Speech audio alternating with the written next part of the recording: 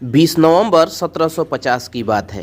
कर्नाटक के देवनहल्ली में मैसूर के शासक हैदर अली खान के घर एक बच्चे का जन्म हुआ। हैदर ने अपने बेटे का नाम सुल्तान फतेह अली खान साहब रखा था। बाद में इसी बच्चे को टीपू सुल्तान के नाम से जाना गया। हैदर अली की मौत के बाद बेटा टीपू सुल्तान 1761 में मैसूर का शासक बना था। विवादों में होने के बावजूद टीपू सुल्तान को न सिर्फ एक अच्छे शासक बल्कि योद्धा के तौर पर भी जाना जाता है। टीपू सुल्तान को मैसूर के बहादुर शासक के रूप में जाना जाता है। उनके पराक्रम को देखते हुए उनके पिता ने उन्हें शेर मैसूर कहा था। टीपू सुल्तान को कुछ लोग बहादुर देशभक्त बताते हैं तो वहीं कुछ लोग उनको सांप्रदायिक शासक बताते हैं। मैसूर में हिंदू बहुमत में थे, इसलिए टीपू सुल्तान ने श्रीरंगपट्टनम मैसूर समेत राज्य के कई स्थानों में कई मंदिर बनवाए। टीपू ने श्रृंगेरी, मेलकोट, नांजगुंड, श्रीरंगपट्टनम, कोल्लूर जैसे मंदिरों के जवाहरातों को सुरक्षा मुहैया करवाई थी। 1759 में आदि शंकराचार्य के बनाए तिरुपति मंदिर पर मराठों ने हमला कर दिया था, तो हिंदुओं की धार्मिक भावना को देखते हुए टीपू सुल्तान ने इसका निर्माण करवाया था।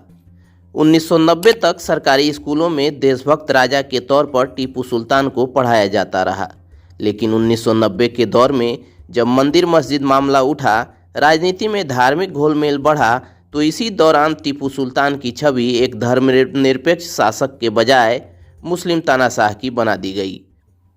2014 के गणतंत्र दिवस परेड में टीपू सुल्तान को एक अदम्य साहस वाला महान योद्धा बताया गया था।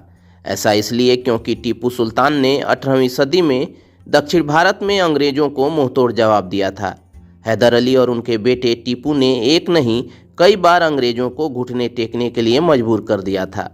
अंग्रेजों से मंगलौर की संधि भी हुई, लेकिन जब अंग्रेज अपने वादों से मुकरे तो 1799 में दोनों के बीच जमकर लड़ाई हुई।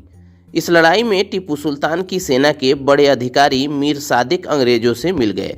इसी वजह से करीब 3 महीने की लड़ाई के बाद युद्ध के मैदान में अंग्रेजों से लड़ते हुए टीपू सुल्तान शहीद हो गए थे। मेजर अलेक्जेंडर एलन ने बाद में इस युद्ध का जिक्र करते हुए किताब में लिखा था कि टीपू सुल्तान के मरने के बाद भी अंग्रेज सैनिक उनके शरीर को छूने से डर रहे थे। टीपू सुल्तान के नाम पर लंबे समय से भाजपा को ऐतराज है। कर्नाटक में कांग्रेस की सरकार ने 10 नवंबर को टीपू सुल्तान के जन्मदिन पर सरकारी कार्यक्रम के आयोजन की घोषणा की, तो भाजपा ने जमकर विरोध किया।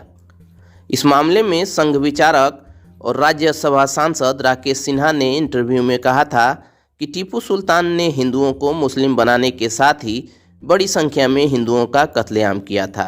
उन्होंने कई मंदिर तोड़े और हिंदू महिलाओं की इज्जत को लूटा। इसलिए संघ और भाजपा टीपू सुल्तान का विरोध करती हैं। वहीं चुनाव से ठीक पहले टीपू सुल्तान के मुद्दे को उठाए जाने पर सवाल उठता है कि क्या हर पार्टी अपने फायदे के लिए इस मुद्दे को उठाती है। द हिंदू में लिखे अपने लेख में अजीम प्रेमजी यूनिवर्सिटी के प्रोफेसर चंदन गौड़ा कहते हैं कि राजनीतिक लाभ के लिए हर दल इस तरह के मुद्दे को उठाता है।